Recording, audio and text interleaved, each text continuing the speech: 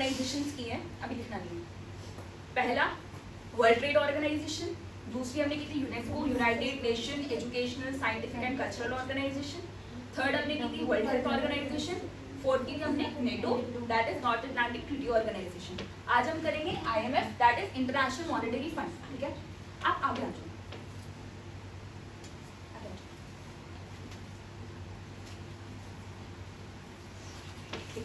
Fourth one हमने करनी है आज इंटरनेशनल मॉनेटरी फंड। अब इंटरनेशनल मॉनेटरी फंड क्या है? फंड से रिलेटेड लग रहा है, थोड़ा कैसा लग रहा है, कुछ फाइनेंशियल एजेंसी टाइप्स की लग रही है।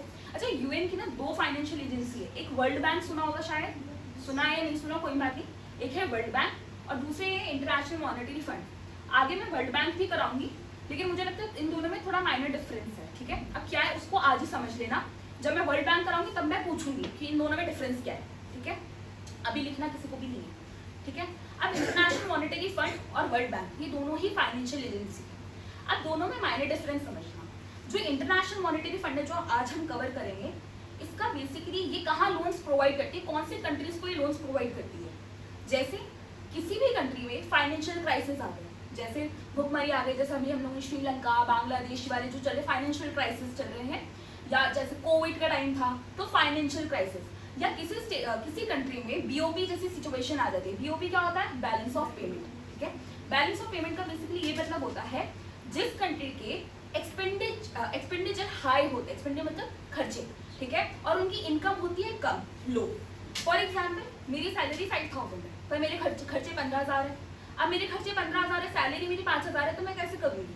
तो इसमें क्या करूँगी, मैं एक ट्रैप में फंसूँ, मैं क्या करूँ, उधारी लूंगी, मैं क्रेडिट लोन्स लूंगी, तो इसमें एक तरीके से मैं ट्रैप में फंस गई। ऐसे ही कंट्रीज के साथ होता है। क्या होता है, बीओपी जैसी सिचुएशन जब कंट्रीज में आ जाती है, एक्सपेंडिचर हाई हो गया और इनकम रेट लो हो गई, तो ऐसी कंडीशन में कोई भी कंट्री लोन लेती है, पहले सीधे IMF पे नहीं जाती, किसी से कभी दूसरी कंट्री से किसी चीज का लोन ले लिया, किसी चीज का, तो ऐसे क्या होता है, वो वाली कंट्री एक ट्रैप में फंसती चली जाती है। अब वो फंस गई, अब क्या होगा? अब इंटरनेशनल मॉनेटरी फंड लोन्स तो प्रोवाइड करती है, लेकिन जब ऐसी कंट्री जो बीओपी जैसी सिचुएशन में या फाइनेंशियल क्राइसिस में फंस जाती है, तो उनको एडवाइस भी करती है, उनकी रिपोर्ट्स भी निकालती है कि आप इस सिचुएशन से आप कैसे बाहर निकल सकते हैं। समझ में आया अभी तक कि फाइनेंशियल क्राइसिस जिस कंट्री में आ जाते हैं, या जिनका एक्सपेंडिचर बहुत हाई होता है, इनकम बहुत लो होती है, ऐसी सिचुएशन में इंटरनेशनल मॉनेटरी फंड उनको लोन्स प्रोवाइड करता है। समझ में आया? अच्छा, वर्ल्ड बैंक क्या है? दोनों ही लोन्स प्रोवाइड करे, लेकिन अलग अलग सिचुएशंस में। ओके, वर्ल्ड बैंक में थे, ठीक है, वर्ल्ड बैंक ये भी फाइनेंशियल एजेंसी है। इसका काम क्या है? किसी भी कंट्री को डेवलप करने के लिए, उसका इंफ्रास्ट्रक्चर ठीक करने के लिए, रोड्स के लिए, ब्रिजेस के लिए, वहां पे वर्ल्ड बैंक वहां पे पैसा प्रोवाइड करता है, लोन्स प्रोवाइड करता है। ठीक है, जैसे कोई स्कीम हो गई, जैसे योजना बनती है, उसके लिए पैसा तो चाहिए, ऐसा तो नहीं है कि सारा टैक्स से काम हो जाएगा, तो वहां पे वर्ल्ड बैंक काम करता है। लेकिन जिस कंट्री में फाइनेंशियल क्राइसिस या बीओपी जैसी सिचुएशन बन जाती है, वहां पे IMF का काम होता है। इतना क्लियर है? बहुत माइनर डिफरेंस था और आने वाली क्लास में मैं पूछूंगी। ठीक है, अब ठीक है, international Monetary fund financial agency, लिखना नहीं है, फाइनेंशियल एजेंसी ऑफ UN। ठीक है, इसका हेडक्वार्टर कहाँ है? वॉशिंगटन DC USA में। ठीक है, इसके मेंबर कंट्रीज कितने? 190 मेंबर कंट्रीज है। ये फॉर्म्ड इन 1994, मैंने गलत लिख दिया है, ये 1944 है। ठीक है, इसको मैं ठीक करवा दूंगी। और स्टार्टेड कब है? ओके, इसकी जो फॉर्मेशन है 1944 से क्या याद आ रहा है? कुछ चल रहा है वर्ल्ड में क्या?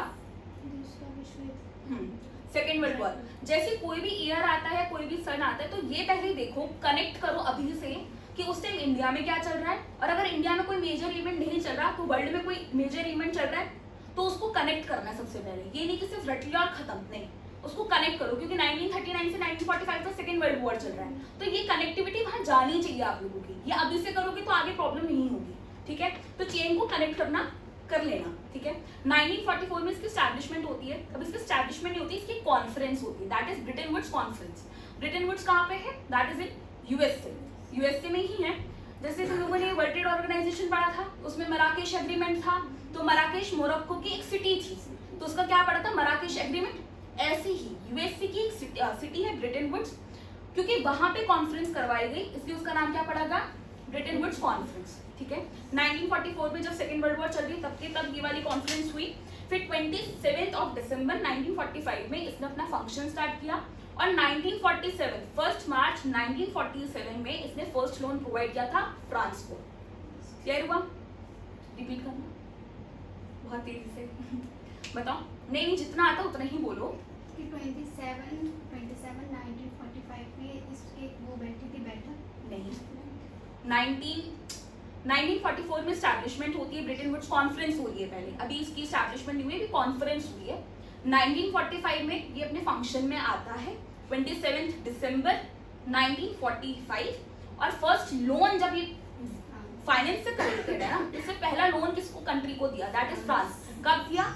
1947 में, 1 मार्च 1947 में। इतना क्लियर हुआ? अभी ठीक है? ठीक है। इसका हेडक्वार्टर कहाँ पे? वॉशिंगटन डीसी में। ठीक है।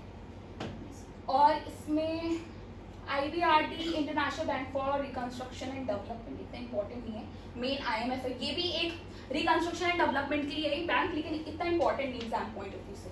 ठीक है। अच्छा, इसमें दो चीजें बहुत इंपॉर्टेंट है, that is managing director. At present MD का मतलब होता है मैनेजिंग डायरेक्टर। ठीक है। अभी एट प्रेजेंट है क्रिस्टलिना जॉर्जिएवा। अच्छा, इसके नीचे एक और चीज लिखी है मैंने, फर्स्ट डेप्यूटी मैनेजिंग डायरेक्टर। अब हमें डेप्यूटी क्यों पढ़ना है? मैनेजिंग डायरेक्टर तो ठीक है, यहाँ तक समझ में आता है, MD हम लोगों ने कर लिया, बट डेप्यूटी मतलब पता है ना, प्राइम मिनिस्टर, फिर एक आता है डेप्यूटी प्राइम मिनिस्टर, प्रेसिडेंट के भी नीचे आता है डेप्यूटी प्रेसिडेंट। तो ऐसे इसमें बटा हुआ है, क्योंकि इनका इंडियन ओरिजिन है, गीता गोपीनाथ ही इंडियन थी, तो इसलिए इनको हमें पढ़ना होता है, ये इंपॉर्टेंट है for exam point of view. तो Gita Gopinath first deputy managing director, और अभी एट प्रेजेंट मैनेजिंग डायरेक्टर कौन है? Kristalina Georgieva. इतना क्लियर है? इतना ही है। और इसका मेन जो ऑब्जेक्टिव है, फाइनेंशियल स्टेबिलिटी, रिड्यूस पॉवर्टी मतलब गरीबी। ठीक है। और कैसे ट्रेड करना है उसके लिए लोन्स प्रोवाइड करती है, लेकिन लोन्स अगेन फाइनेंशियल क्राइसिस वाली कंट्रीज को प्रोवाइड करती है, वाली जो इंटरनेशनल ऑर्गेनाइजेशन है, world bank for infrastructure for development. Clear है? डाउट है? डाउट है? अगर नहीं आया तो पूछो, मुंह बंद करके नहीं आएगा समझ में, नहीं आ रहा है कुछ समझ में तो पूछो, क्योंकि इसमें इतना ही है। ब्रिटेन वुड्स कॉन्फ्रेंस है, पहले हुई 1944 में, फिर 1945 27 दिसंबर 1945, 1 मार्च 1947 लोन देती है किसको? फ्रांस। ठीक है। अब इसे लिख लो।